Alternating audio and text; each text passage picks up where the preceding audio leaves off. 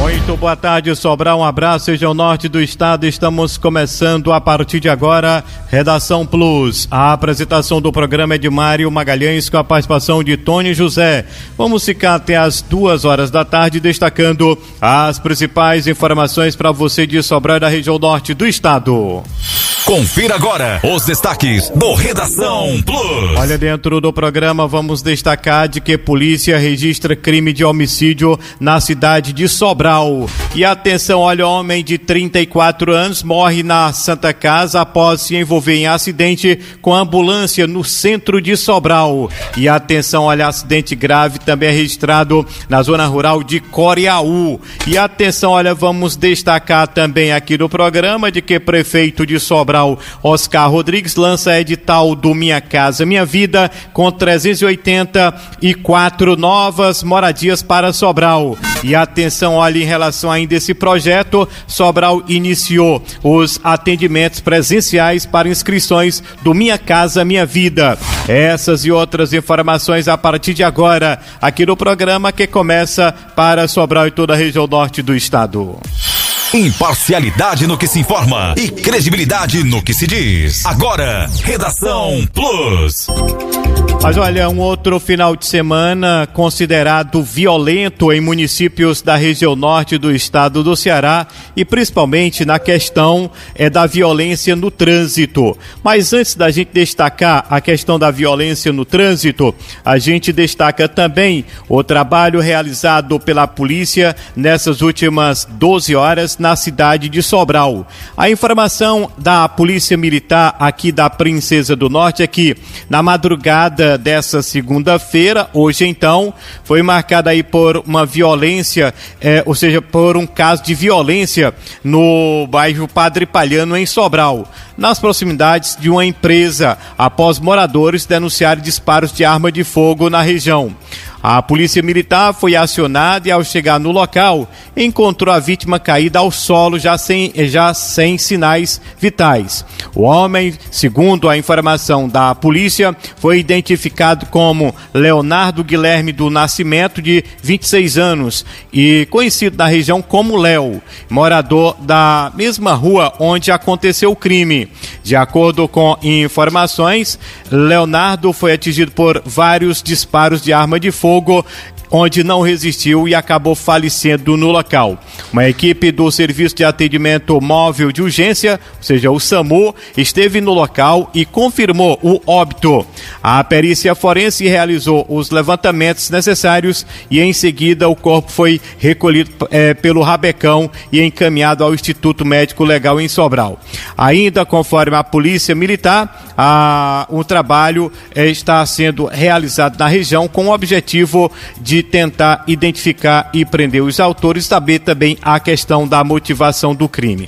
Além desse caso que foi registrado em Sobral, a polícia também registrou nesse final de semana um homicídio a golpes de faca no centro da cidade de Acaraú. Segundo a informação, homens armados com faca tipo peixeiras lesionaram gravemente um homem e ele não resistiu, acabou falecendo no local. Já na questão da violência no trânsito, o que chamou mais a atenção, ou seja, os dois casos que chamaram mais a atenção por parte das autoridades foram os acidentes registrados no centro de Sobral e um outro na zona rural lá do município de Coreaú. O primeiro caso, segundo a informação da polícia, um homem de 34 anos, identificado por Francisco José Plácido Júnior, morreu no Hospital Santa Casa após sofrer um grave acidente de trânsito no centro de Sobral.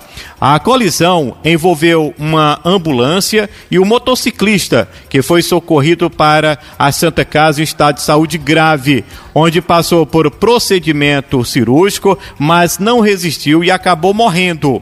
As causas do acidente estão sendo apuradas pelas autoridades competentes. Na CE que liga o distrito de Araquém à cidade de Coreaú, um veículo ainda não identificado atropelou de forma violenta uma mulher identificada como Maria Salete Gomes da Silva. Segundo informações, o impacto foi tão violento que a vítima não resistiu aos ferimentos e morreu no local. Uma equipe da Polícia Militar esteve no local do acidente, onde realizou os procedimentos necessários. O caso está também sendo investigado pelas autoridades competentes da região. Tony José, boa tarde. O que dizer desses casos, né? Além da questão dos homicídios que foram registrados aqui na nossa região, também essa questão dos acidentes graves, com destaque destaque de forma negativa esses dois casos, um aqui em Sobral, no centro da cidade, e o outro caso lá na zona rural do município de Coreaú. Boa tarde, Tony. Muito bem, Mário, boa tarde para você, boa tarde a toda a nossa audiência, aos amigos que acompanham aqui o Redação Plus pela 101.5. Mudamos de frequência, né, Claudinha? Seja bem-vinda. Claudinha estava de férias. Ô, Claudinha, beleza, seja bem-vinda, meu bem. Estava de férias e retorna aqui ao Redação Plus. Olha, o que dizer desse final de semana, não é? Muita violência realmente, sob todos os aspectos, essa violência no trânsito, essa violência também do crime propriamente dito, além deste caso que aconteceu na madrugada de hoje, né, Mário? Onde você retrata que a polícia foi acionada após ouvir disparos ali no bairro Padre Palhano, e quando a polícia lá chega, já encontra sem vida, não é? O homem caído ao solo, e o homem de 26 anos, não é? E aí, antes, isso foi na madrugada de hoje, antes já havia tido ali uma tentativa de homicídio no bairro do Junco. E o que chama a atenção é que pela imagem do circuito, né, de segurança de uma determinada residência lá no bairro do Junco, rapaz, passa uma pessoa de bicicleta pilotando, tem umas senhoras na calçada, e aí de repente ouve-se o papoco para 4 ou mais disparos, no mínimo 4 estampidos. E o que chama a atenção é que as pessoas ficam meio que anestesiadas, né? Elas ouvem, se levantam e demoram a esboçar a reação, o cuidado de adentrar com segurança a sua residência. E aí a gente fica assim se perguntando, né? A que ponto realmente nós vamos parar? Até que ponto nós vamos ficar aguardando uma posição um tanto quanto mais enérgica? Porque indivíduos circulam tranquilamente na cidade, sabe? E armados, né? E aí de repente você está aqui numa avenida, você está numa calçada, você está seja lá onde for, de repente você está em vulnerabilidade, você não sabe quem está ali do lado. De repente alguém pode sacar uma arma e atira contra você ou contra seja lá quem for.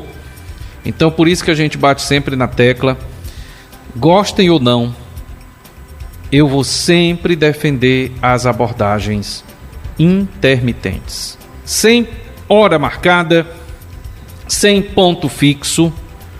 As composições precisam, seja nas avenidas, nas ruelas, seja na sede, seja nos distritos, seja no bairro ou no centro, as composições policiais precisam fazer abordagens dioturnamente. Só mediante isto a gente vai meio que deixar desnorteado quem está vivendo e se alimentando do crime, porque não sabe de onde vai vir a viatura, não sabe qual é a composição policial, e de repente está ali lado a lado, de repente o cara está armado. A polícia tem que barrar, tem que parar. Identificou, tem que ter olho clínico, né, Mário? E a gente sabe que há uma formação neste sentido para os profissionais da segurança. É o chamado olho clínico. É olhar, por exemplo, para o Tony e olhar se o Tony, é claro que não está escrito na testa, mas nas entrelinhas, quem é treinado e é preparado para ingressar no campo da segurança sabe. Tem algum momento ali que o Tony vai entregar, o Tony fica nervoso, se tiver armado, se tiver com droga, e aí o policial preparado, obviamente vai mandar o Tony encostar e vai fazer a abordagem. Tá aí, este crime que aconteceu na madrugada de hoje, já teve uma tentativa ontem, no bairro do Junco, né? E vamos aguardar aí uma posição tanto quanto mais enérgica por parte das forças de segurança. E mesmo que a população venha chiar, eu sou o primeiro a levantar a bandeira e dizer, continue com as abordagens. Por quê? A gente precisa ter não só a sensação de segurança, mas estar seguro propriamente dito. No campo do trânsito, mais uma tragédia que acontece aqui pertinho da gente, lá em Coreaú, né, Mário? Onde esta mulher, ela acabou perdendo a vida, também por conta de um trânsito descontrolado, desenfreado. Eu não sei por que tanta pressa, porque a gente sabe que na lei do trânsito, no Código de Trânsito brasileiro, a cadeia de proteção é de cima para baixo. O carro maior protege o intermediário protege o carro de passeio protege a moto protege o ciclista protege o pedestre. Ou seja, nessa questão de proteger que eu estou falando, questão de prioridade. Mas é bem verdade que às vezes quem está a pé, quem está de bicicleta ou quem está de moto, tem que ter o bom senso. Viu um carro grande vindo, se aproximando, vai para o acostamento, né? Viu ali uma moto em alta velocidade, diminui, se afasta, deixa quem tiver com pressa ir embora. Então não queira brincar com a vida. Tem até uma maximazinha que diz, né? Aquela história de é melhor escapar fedendo do que morrer cheiroso, né? Às vezes as pessoas brincam nesse sentido. Então, a vida ainda vale a pena. Então respeite quem está no trânsito com você, para que de repente você também seja respeitado. Muito bem, tá aí essas informações em relação a esses casos que foram registrados aqui na nossa região, além dos crimes, né, Tony, em relação aos homicídios, né, a falta de segurança realmente no estado do Ceará, a questão também da violência no trânsito. Além desses casos, desses acidentes que foram registrados aqui na região, a informação também é que na cidade de Ibiapina, um homem de 50 anos, identificado por Emanuel Amaro, perdeu o controle de sua moto e caiu.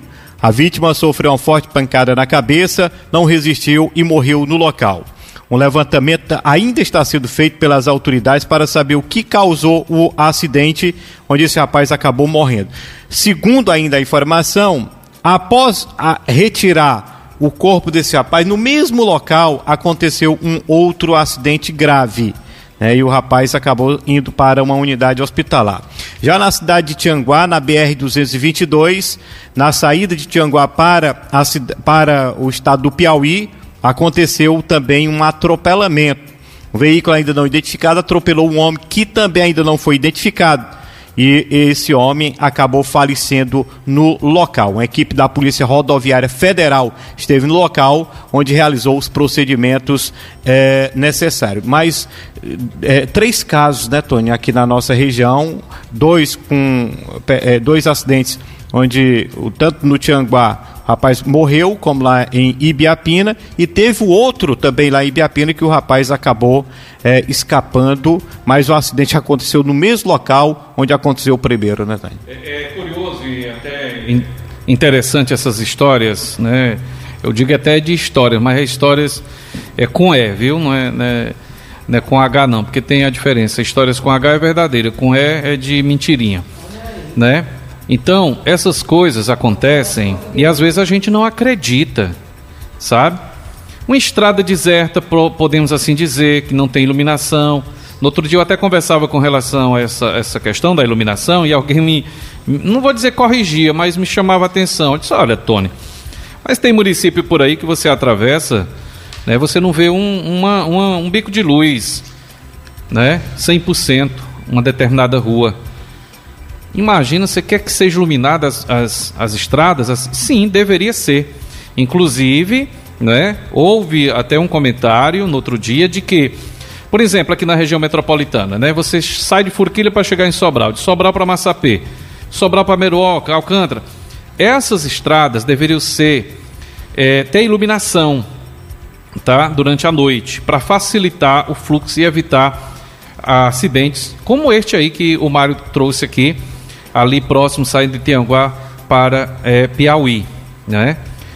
Tava escuro, tava ali e de repente, olha só, às vezes eu não culpo nem o causador, nem aquele veículo que bate propriamente dito. A culpa muitas das vezes é do ciclista que está vendo que um carro vem e não vai para o acostamento. Tem motoqueiro, meus amigos, por aí, tá? Ou melhor, por aqui, né? Que é na região aqui pertinho de Sobral que a gente circula. Quase havia uma tragédia e não foi uma nem duas vezes. A gente vinha no nosso veículo e quando a gente já se depara, e olha que o carro com luz baixa, quando a gente já vê, é o motociclista ali na nossa frente, sem aquela luz traseira, aquela lanterna, que ela acende, né, Cláudia e Mário? Quando você está ali pisando no freio, tem aquele sinalzinho, apagado total. E duas pessoas ali, inclusive, conduzindo uma criança. Vê se pode um negócio desse. Então, vem um carro em alta velocidade, bate no motociclista nessas condições. Você acha que o condutor do veículo grande, carro pesado, vai parar para socorrer? Vai nada, ele vai embora. Ele não vai querer um abacaxi para ele. E vai rezar para não ser identificado, lógico. Então, tá aí, não se sabe exatamente o laudo, a motivo desse acidente lá na Serra, em Tianguá, mas outra situação que a gente aborda aqui daqui a pouquinho, e depois a gente pode até voltar no assunto, mas tem pessoas que acreditam, eu não. Dizem que tem nas estradas espíritos que ficam vagando, e aí acaba forçando esses acidentes, né? E às vezes, de tanto ver acidentes em determinado ponto, eu me pego às vezes crendo nessas histórias mesmo, viu? Vai que acontece realmente, tem espírito por aí que acaba puxando e sugando ali quem está conduzindo e fica desnorteado, né, Mário? Tony, a gente acompanhou todo o ano que passou, 2025, em relação à questão, né, dos homicídios, né, no estado do Ceará, uma violência desenfreada. O governador, onde vai, né, dizendo que vai combater a violência, vai para cima, aquela coisa, e infelizmente está aí a situação, isso no ano passado, e continua finalizando o mês de janeiro do mesmo jeito. Para você ter uma ideia, está aí, só aqui na nossa região que aconteceu, né, nessas últimas 24 horas, vários problemas. E diante dessas ocorrências, só a questão de feminicídio, foram registrados 44 no estado do Ceará no ano passado, né? Acho que foi o Ceará e teve um outro estado do Nordeste que infelizmente se destacaram assim de forma negativa em relação à questão de feminicídios, né? Ou seja, homem matando as mulheres. E não é, Tony, que Sobral, rapaz, infelizmente entrou também nessa situação, né? Vários casos foram registrados aqui na cidade de Sobral, relação crimes, né, tendo como vítima as mulheres. E a informação que a gente recebe agora é que o próprio governador, né, o Elman de Freitas, esteve reunido hoje, período da manhã, nessa questão do Comitê, né, de Segurança do Estado do Ceará. E aí o governador esteve divulgando a criação de 4 novos presídios que irão ampliar em 5.000 vagas o sistema penitenciário do Estado. O anúncio foi feito pelo governador Elman de Freitas durante a reunião do Comitê Estratégico de Segurança Integrada do Ceará, realizado no Palácio da Abolição agora no período da manhã. E segundo o próprio governador, 2 novos presídios serão construídos na região lá próxima a Fortaleza, com capacidade para 1.500 vagas, e as outras 2 unidades com 1.000 vagas cada serão implantadas no interior do estado do Ceará. E os municípios que irão sediar os equipamentos ainda não foram divulgados. Mas a gente fica a se perguntar, será, Tony, que com esses dados que a gente, inclusive ontem foi notícia do Fantástico, né, em relação à questão do feminicídio, só feminicídios, né, homens ou outras pessoas que tiraram a vida das mulheres, né? E infelizmente Sobral foi registrado vários casos, e aí do estado registrou esse número preocupante, além das outras ocorrências. E aí hoje o governador anuncia a construção desses 4 presídios, 2 na região metropolitana de Fortaleza e 2 no interior. Com certeza um será na região norte do estado. Aí a gente fica a se perguntar, será que essa situação resolve, Tony? Porque no encontro de hoje, estavam várias autoridades, governo do estado, Ministério Público, Polícia Militar, Polícia Civil, Ministério Público do Estado e várias outras autoridades. Aí a gente fica a se perguntar, porque o maior problema hoje, né, da sociedade é o medo, todo mundo com medo, não é mais só na cidade, na área urbana, tanto faz na área urbana como na rural, é todo mundo com medo. E aí, será que essas ações do governador, a gente pegando aquilo que aconteceu no ano passado, só as mulheres foram 44 casos, sem se falar nos homens, que o número sobe expressivamente. Será que resolve essas ações discutidas na manhã do dia de hoje? Olha, Mário, eu lhe falo com toda certeza, eu manifesto minha tristeza. Eu não me alegro com a notícia de que mais presídios estão sendo construídos. Eu fico triste. Eu fico triste e eu justifico por quê. Ficaria feliz se ele chegasse, ou qualquer outra autoridade chegasse e dissesse, anunciasse que presídios estão sendo fechados por falta de movimento, por falta de gente para ficar presa, encarcerada. Se mais presídios estão sendo anunciados e que se faz necessário dada a demanda da violência, é porque alguma coisa não está funcionando lá por dentro, não está tendo recuperação. Não está tendo ressocialização, Mário. Então eu fico triste com esta informação de que mais presídio está sendo erguido, está sendo construído. Ficaria muito mais contente se as autoridades chegassem e anunciassem a construção de mais escolas, de mais bibliotecas.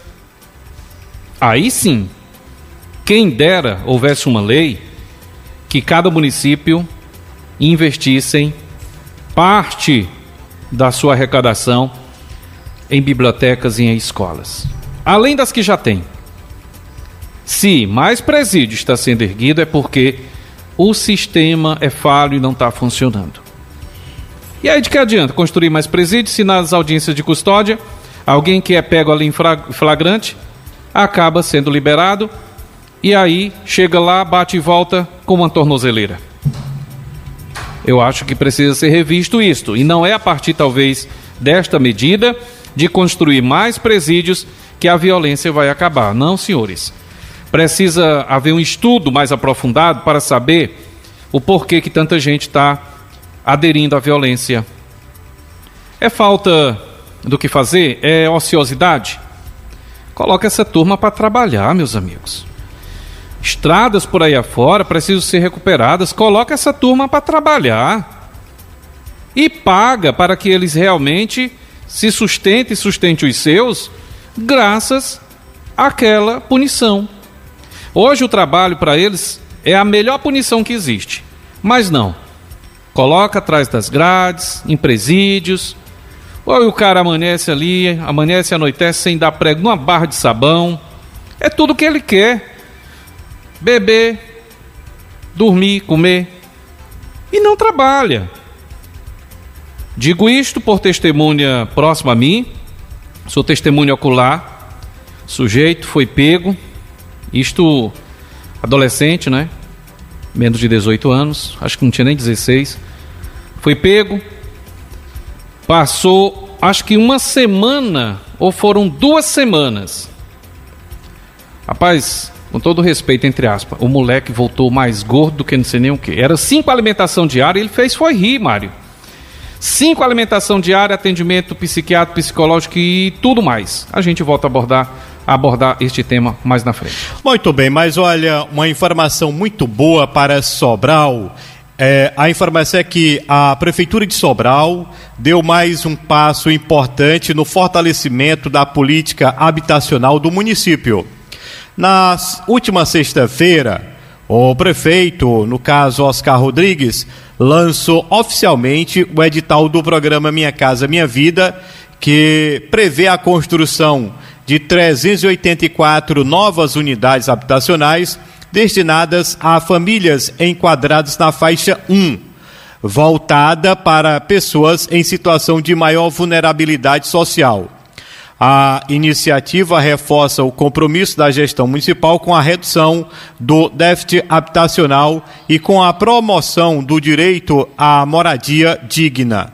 O novo edital amplia o acesso à casa própria para centenas de famílias sobralenses, garantindo mais segurança, qualidade de vida e inclusão social.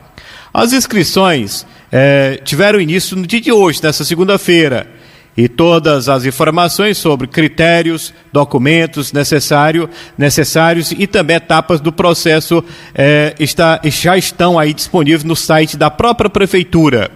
E esse lançamento do edital consolida Sobral como uma referência em políticas públicas voltadas ao desenvolvimento social, reafirmando o compromisso da gestão em investir em ações estruturantes que impactam diretamente a vida da população. Tá aí, Tony, uma boa, né, para 384 famílias recebendo uma casa desse programa Minha Casa Minha Vida.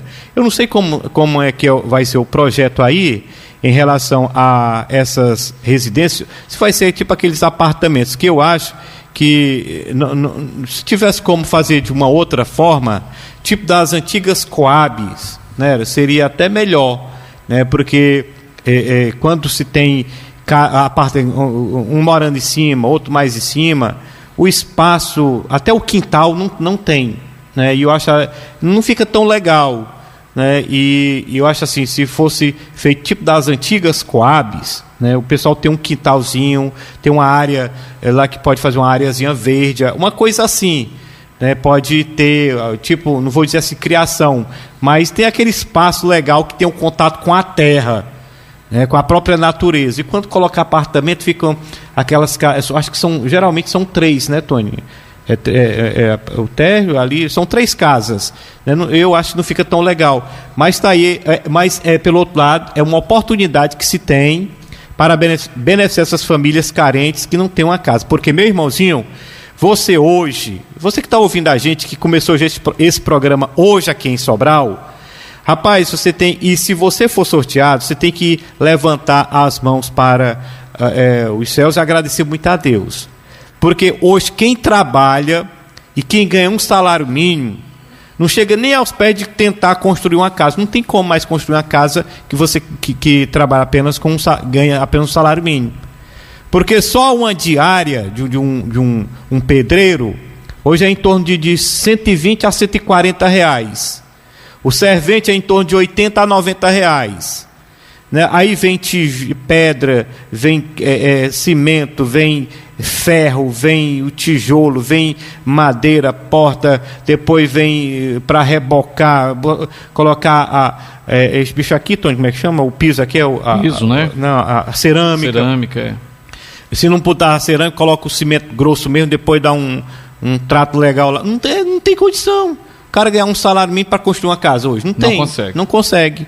E aí você conseguindo essa vaga que começou hoje, pois a informação diz também o seguinte: a Prefeitura de Sobral iniciou nesta segunda-feira os atendimentos presenciais para as inscrições do programa Minha Casa Minha Vida, faixa 1 urbano. A ação é coordenada pelas secretarias do Urbanismo, Habitação e Meio Ambiente e dos Direitos Humanos e da Assistência Social, e prevê a seleção de 384 famílias para os empreendimentos Jardim da Serra 1 e 2, localizados nos bairros Gerardo Cristino. E as inscrições seguem abertas até o dia 12 de fevereiro e podem ser realizadas de forma online, por meio do site da própria Prefeitura, ou presencialmente de segunda a sexta, no Centro de Convenções de Sobral e nas unidades nas unidades dos Centros de Referência da Assistência Social. No Centro de Convenções, o atendimento é destinado prioritariamente às pessoas que não possuem acesso à internet ou apresentam dificuldades no uso de ferramentas digitais. O atendimento presencial tem início às 8 horas, com distribuição diária de 800 fichas por ordem de chegada, até às 15 horas. Do total, 720 fichas são destinadas ao público geral e 80 reservas para os grupos com prioridades legal, conforme critérios estabelecidos pelo programa. O que dizer, Tony, dessa situação, desse benefício para a população carente de Sobral, hein, Tony? Olha, Mário, é uma oportunidade excelente, né, para quem de fato necessita dessas moradias. Agora, levando em conta os critérios, seria interessante até quem está a fazer o cadastro e a analisar, observar o seguinte: já houve programas anteriores em que, costumeiramente, a pessoa que era contemplada numa determinada situação, ela já estava lá de novo na outra situação, na outra etapa, para poder receber outra casa. E por que isto? Justamente porque ela pegava a casa, pegava o bem e se desfazia, vendia, tá certo? Vendia. O que é que acontece? Elas precisam ter um critério, eu digo elas aqui, as pessoas que estão à frente desta comissão, precisam ser bem rigorosos nesse sentido, de identificar se há algum indício de que aquela pessoa já pegou um bem, já pegou uma moradia e se desfez. Por que ela se desfez? Se ela se desfez é porque ela não está precisando de moradia. Então, espertezas à parte, a coisa tem que ser organizada, não pode virar bagunça, tá? Parabéns aí por conta desta oportunidade que chega a Sobral através do Minha Casa Minha Vida, em que Sobral acaba sendo contemplado, né, com essas 384 casas. Eu imagino e torço até que seja inicial e que seja ampliado mais ainda, né, essas moradias. Só respondendo ao que o Mário falou, a questão da casa sobreposta, tipo um edifíciozinho, né, assim como é no Caiçara, assim como é no Jatobá. No Jatobá acho que são dois, térreo e superior. Estas, pelo que eu tomei conhecimento, são 3 andares. Tem o térreo, tem o segundo, tem o terceiro. Agora, a questão, Mário, eu vou lhe explicar. No passado, a própria população era culpada de isto estar acontecendo e não ter casas, em vez de apartamento, não ter casas. Por quê? Porque nos conjuntos habitacionais que anteriormente existiam, o que é que as pessoas faziam? Tinha um bequinho separando uma casa da outra. Aí, com o tempo, as pessoas, elas geminavam, elas botavam uma cobertazinha naquela área, exatamente para proteger a áreazinha ali, né, para poder as senhoras usarem a pia de lavar que ficava na parte externa, né, e até ampliavam, transformavam aquele bequinho ali em um cômodo, né, em uma despensa, em uma cozinha, em um quarto, enfim. A partir daí, os técnicos, né, do programa da habitação passaram a entender e acharam que as pessoas gostavam daquilo. Tem gente que não gosta de casa geminada. Eu, particularmente, não gosto. Mas passaram a construir casas geminadas. E a questão de ser hoje prédio, né, tipo esses kitnetzinhos, um sobreposto ao outro, tem a questão também, Mário, de ser visto, a questão do próprio terreno, a disponibilização. Né? De repente, não tem tanto terreno urbano à disposição. Então, eles acham mais prático, mais cômodo, está sobrepondo um ao outro, mas você está coberto de razão. É preferível que, de fato, a pessoa tenha uma áreazinha ali própria, particular, privada, um quintal na frente, outro atrás, né? Então, estas casas, particularmente, aqui na cidade de Sobral, 384 à disposição, mediante um cadastro prévio e rigoroso, por sinal, vai ser entregue logo, logo, porque já está em processo de construção bem adiantado. Aproveitando aqui, quem está na nossa sintonia, vamos ver, né, Bruna? Dando boa tarde. Esse projeto era para ser igual no estado de Goiás, onde as casas são separadas e não apartamentos. Quem fala aqui, está na nossa escuta, é o Naécio Rodrigues, não é? Naécio Rodrigues está na nossa sintonia, está aí.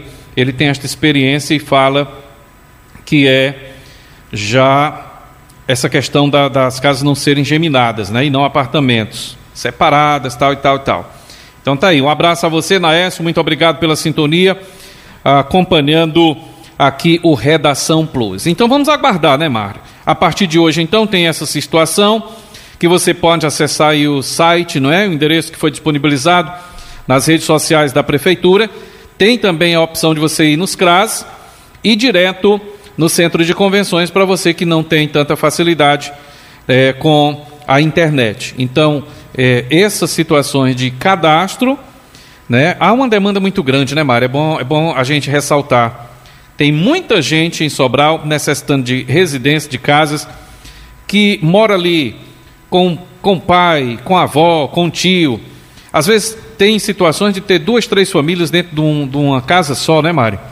Então vamos ver aí se mais oportunidades de residências e casa própria serão liberadas, não só em Sobral, mas em outras cidades aqui na região. Agora, Tônia, é um programa belíssimo, viu, Tônia? É um programa que vai beneficiar diretamente aquelas famílias mais carentes, aquelas famílias que estão realmente precisando. Agora, como a gente falou agora há pouco, né? Seria interessante que o programa fosse feito caso individual, né? Como as antigas Coabs. Né? Lembra, né, Tony? Sim, aqui sim. Em Sobral, lá na minha cidade, era feita a fila de casa, não os apartamentos, porque, como o próprio ouvinte aí também falou com a gente, que seria interessante essa questão de ser a casa mesmo simples ali e entregue ao morador. Mas vamos aguardar aí. O importante é você receber sua casa, ter cuidado e valorizar, né? E a informação é que esse programa Minha Casa Minha Vida, faixa 1, é voltado para famílias com renda bruta mensal de até R$ 2.850, que não possui imóvel próprio nem financiamento habitacional ativo. Outro requisito é ter o cadastro único atualizado no município de Sobral. É permitida apenas uma inscrição por núcleo familiar, sendo obrigatoriamente realizada pelo título, ou seja, pelo titular do CAD único. Está aqui, Tony, um outro fator importante para você que quer conseguir a sua casa. Tem muita gente que não consegue ainda essa questão do CAD único, que é o cadastro, né, cadastro único, que é esse programa do governo federal, né, que recebe o Bolsa Família, outros programas, e aí tem gente que deixa atrasar perde o prazo. Não mantém atualizado, né? Exatamente, né? não mantém atualizado, e aí acaba perdendo uma oportunidade dessa, né? É verdade, e aí chama atenção, a pessoa vai querer correr atrás de querer atualizar, justamente quando surge já o início das inscrições. Então é interessante que você mantenha atualizado, até para, em outros momentos, você não perder tanto tempo. Tem gente, inclusive, Mário, que perdeu o auxílio na época da pandemia, justamente porque não tinha atualizado o CAD único, né? Eu conheço pessoas, por exemplo, que constava o endereço no CAD único num determinado endereço, por força maior, ele saiu daquele endereço, estava num outro, e aí, dada a pandemia, foi para um terceiro endereço. Aí, na hora de ser checadas as informações, deu conflito, deu inconsistência nas informações. E aí, o juiz, na época, determinou que uma assistente social visitasse a pessoa e, por fim, resumindo a história, resumindo a ópera, a pessoa acabou não tendo acesso ao benefício na época da pandemia, justamente por conta da desatualização do seu cadastro junto ao CAD único. Então tá aí a informação boa, né, para Sobral e os distritos. Você que pretende, né, aí ter sua casinha, né, o pessoal já está fazendo esse trabalho no centro de convenções, né, toda a manhã, começando 8 horas até agora às 13 horas, você levando aí toda a sua documentação, isso para o pessoal que não tem acesso à questão da internet. Mas você que tem a questão do acesso à internet, você já pode fazer aí seu cadastro da sua própria residência. Se forma direitinho, entra aí no site da prefeitura que o pessoal está lhe orientando e de repente você ganhar uma casa. Tônia, o cara ganhar uma casazinha é bom beleza, demais. Inclusive, Mário, só antes de você partir para a próxima pauta e chamar aí o nosso Genésio, que está de volta hoje, não é? Depois das férias. Você falando aí que realmente quem ganha hoje um salário é quase que impossível. Olha, não faz muito tempo, Mário, eu acho que foi no período da pandemia, mais ou menos, eu conversava com um construtor, com um pedreiro, ele disse claramente, ele só pega uma construção de uma casa, Mário, se for no mínimo 40 mil. Imagina aí, 40 mil para você pagar ao pedreiro. E imagina, Mário, o que você vai gastar de mão de obra, de material e de mobília, né? Porque você vai construir uma casa do zero, lógico que você tem que entrar com uma mobília. Aí, imagina, ó, ferro, tijolo, né? Cimento, piso, como você falou, cerâmica, madeira. Meu amigo, se só o pedreiro, ele disse que não faz por menos de 40 mil, então para você construir uma casinha, você tem que ter aí no mínimo o dobro, né? 80 mil por baixo, porque tem o acabamento, difícil é o acabamento, imagina, quando a casa está toda erguida, né? Telhado e tudo mais. Aí tem a questão da pintura, a questão da pia, enfim, a bancada, toda essa questão do acabamento. E o acabamento é que às vezes dá uma dor de cabeça. Então, por baixo, se você não tiver 100 mil, hoje você não consegue construir uma casa. O acabamento é o acaba-bolso do cara lá que está construindo. É verdade, é verdade. Muito bem, olha, vamos até Brasília. O Genésio Araújo, Política Real, direto do Distrito Federal. Ele chega no programa e traz as informações de Brasília. Acompanhe. Agora na Plus, Política Real, com Genésio Araújo Júnior, direto de Brasília. Em janeiro, no hemisfério norte, por conta do frio, não se inicia guerras, nem se celebra paz. No sul, as pessoas procuram o sol. Neste século XXI, onde as pessoas se acham onipresentes, oniscientes e arrogantemente onipotentes, algo mudou. Neste janeiro histórico, logo de quebra, o ditador do país com maiores reservas de petróleo é capturado. Ninguém se apenou, mas foi estranho que alguém tenha virado polícia internacional. Era só o começo. Rapidamente, voltamos no tempo com o imperialismo de território pós-Napoleão. Nós sabemos o que isso significou. No Brasil, a quebra do Banco Master, que representa pouco mais de 86 bilhões de reais, uma titica frente aos 3 trilhões de um Bradesco, virou um risco sistêmico para a República. Vimos Tribunal de Contas, Fiscal do Legislativo, Supremo nitidamente trabalharem para que a morte do pequeno grande banco não espalhe fedentina nos salões nobres. Só um besta não vê que governistas, centristas e oposicionistas têm medo do assunto. Enquanto você luta para pagar as contas infindáveis de janeiro, vimos um mundo estranho emergir e o velho Brasil mostrar que continua vivo e forte na busca de montar um jeitinho indecente. Não sei se você ouviu, mas tem gente lá na Rússia e na China dando gargalhadas de nossas coisas aqui. Foi Genésio Araújo Júnior, de Brasília. Muito bem, tá aí o Genésio Araújo, Política Real, direto de Brasília, trazendo aí as informações do Distrito Federal. Olha, o estado do Ceará enfrenta um cenário preocupante no abastecimento de água. Mais da metade dos açudes monitorados no estado está com níveis críticos, revelando um quadro que acende o sinal de alerta para os próximos meses. Dados atualizados do portal hidrológico do Ceará e também da FUSEM mostram que a reserva hídrica segue pressionada, mesmo após o período chuvoso. Dos 144 reservatórios cearenses, 75 operam abaixo de 50% da capacidade total, o que representa um risco direto para o consumo humano, a agricultura e também a questão do trabalho voltado para a criação animal.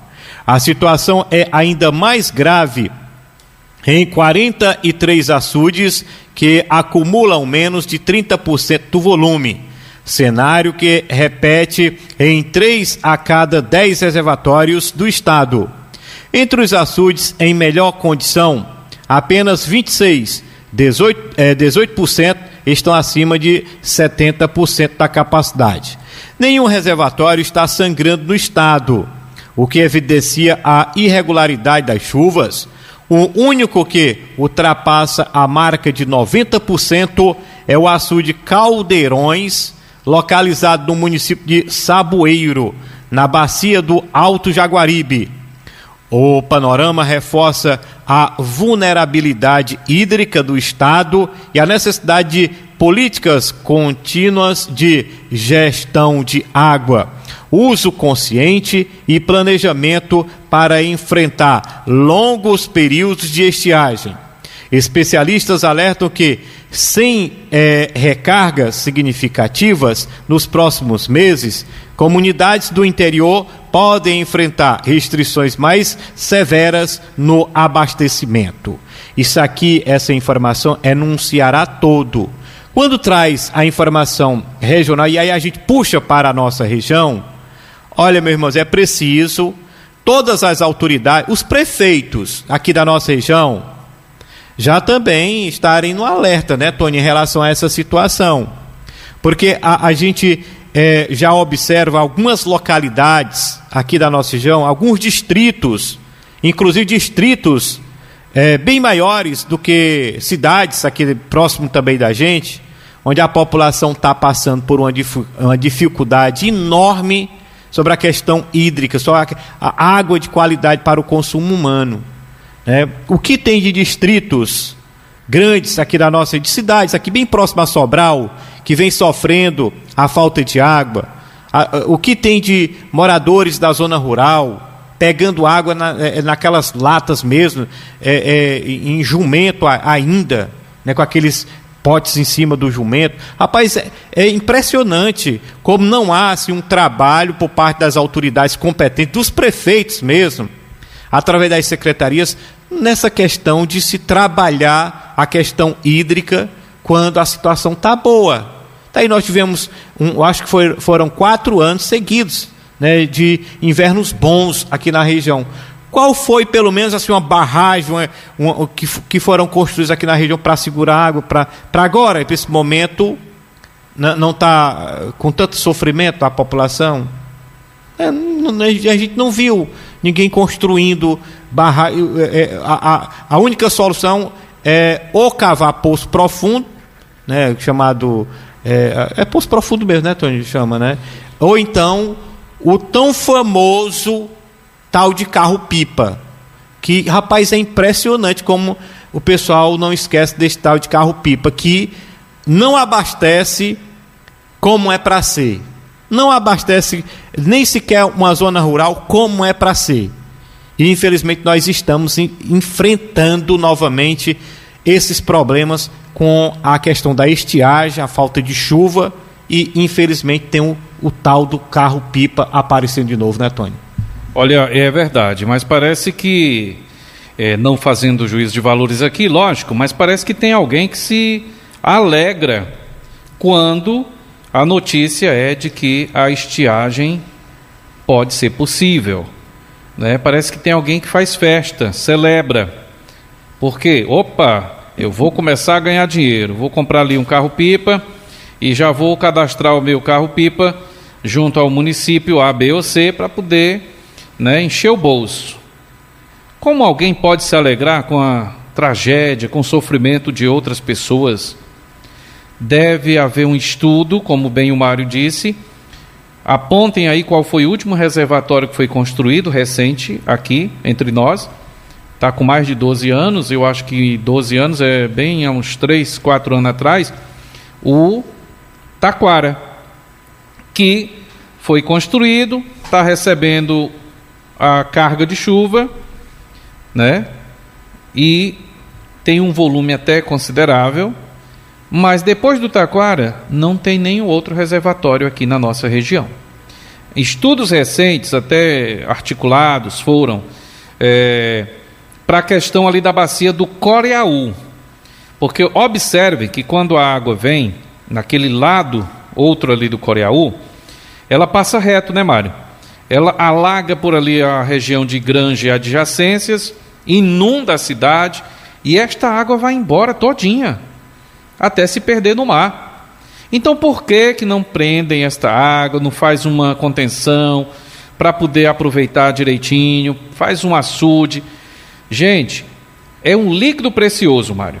É um líquido precioso, mas parece que falta projeto, ideia para quem está hoje à frente aí desses órgãos e entidades, sei lá o quê, para poder elaborar um projeto mais arrojado e captar essas águas e não deixar que elas se percam, né, mar adentro. Então, às vezes a gente vê que a água vem com enxurradas, ali naquela região da serra, a água cai ali, rapaz, e vai embora, ninguém sabe para onde.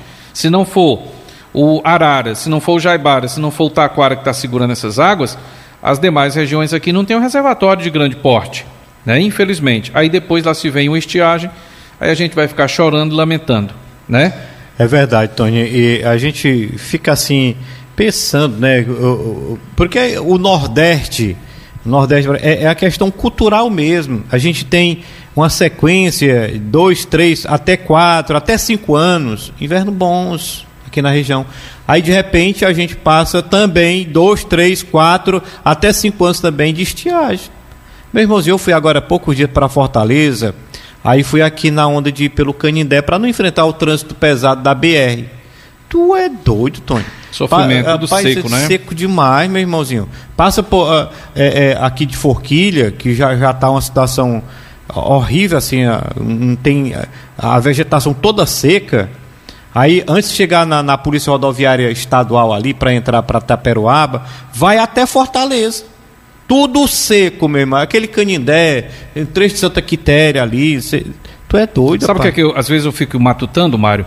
Esse trecho que você foi, e tem outros, obviamente.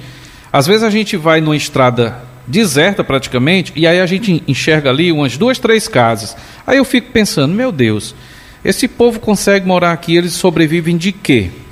É das graças de Deus, só pode. Outro trecho que a gente passa na própria BR ali na zona rural de Irauçuba. Isso. Você é doido, Mas vamos torcer. Tá aí a expectativa de hoje, né, Tony? Mudou aqui a região, seremos aqui verdade. Na nossa região. Pois, Tony, um abraço.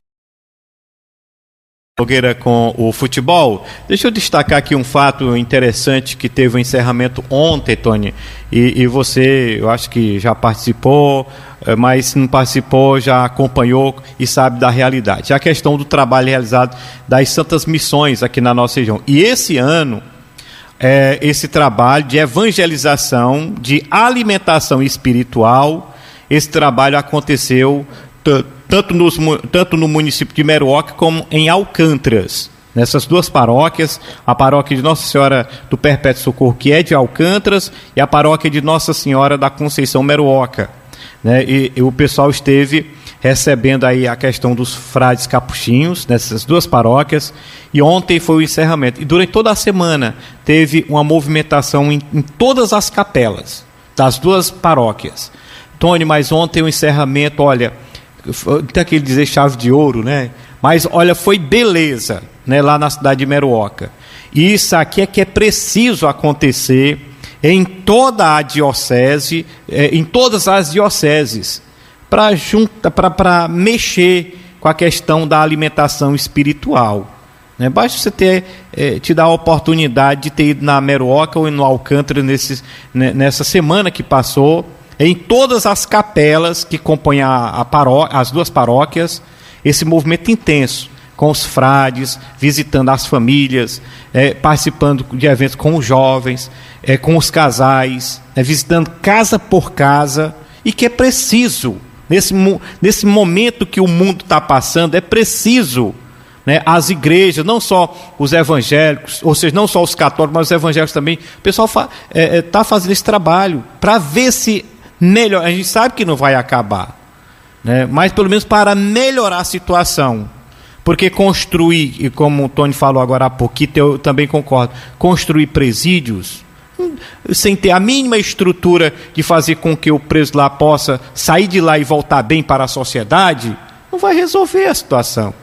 O que resolve a situação é um trabalho de evangelização na questão da alimentação espiritual. E isso aconteceu nessas duas paróquias, né, lá de Meruoca e a paróquia de Alcântaras, em todas as capelas que compõem essas duas paróquias aqui na região. E parabenizar esse pessoal que esteve fazendo esse trabalho na região. Inclusive, meu grande amigo, foi professor meu na Universidade Estadual Vale do Acaraú, na UVA, o Frei Bené, né, que esteve aqui na região.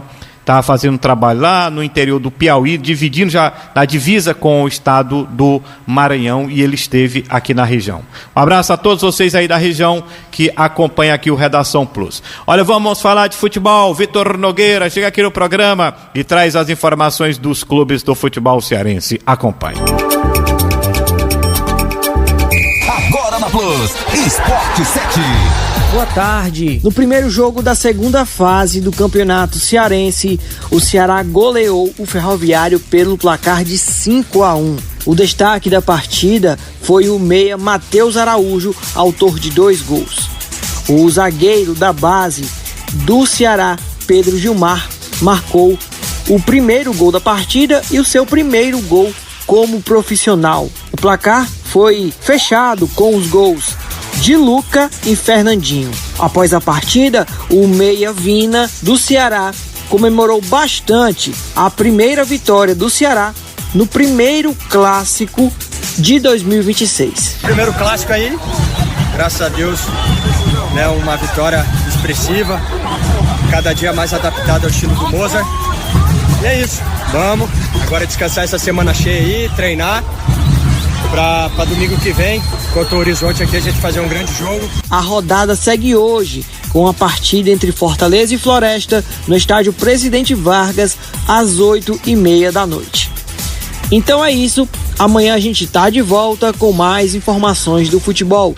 Victor Nogueira para o Redação Plus. Você ouviu o Esporte 7. Muito bem, tá aí o Vitor Nogueira trazendo aí as suas informações em relação ao futebol cearense. Ontem eu tive acompanhando, né, esse jogo aí do Ceará contra a equipe do Ferroviário. E eu tava assim imaginando, rapaz, é muito limitado, algumas equipes, ou seja, são limitadas algumas equipes do futebol cearense. E o próprio Ferroviário, tá aí o exemplo, não sei como foi que esse time chegou a se classificar para uma segunda fase da competição, e levou 5-1 e o Ceará só não fez mais assim porque não apertou para valer mesmo, mas é um Ferroviário fraco, né? Fraco mesmo.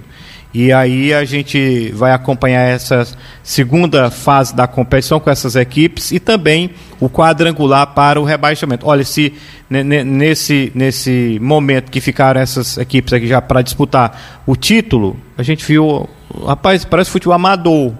E é o Ceará, né, com uma estrutura bem melhor, jogadores com a estrutura bem mais superior do que a equipe do Ferroviário. E são equipes que estão brigando já pelo título. Imagina aqueles que ficaram que estarão brigando aí para não cair para a segunda divisão. É realmente assim um futebol amador, né, para ver digamos assim, a fase que a gente vem enfrentando em relação a bons valores, né? E tudo isso se reflete na seleção brasileira. É o futebol cearense que quer ser? Não, você vai lá no Rio de Janeiro também do mesmo jeito, tira ali Vasco, Botafogo e Flamengo para ver a situação. Vai lá em São Paulo, tira o Corinthians, São Paulo, aqueles grandes, o Santos, aqueles grandes por ali, para ver se não é tudo o mesmo nível.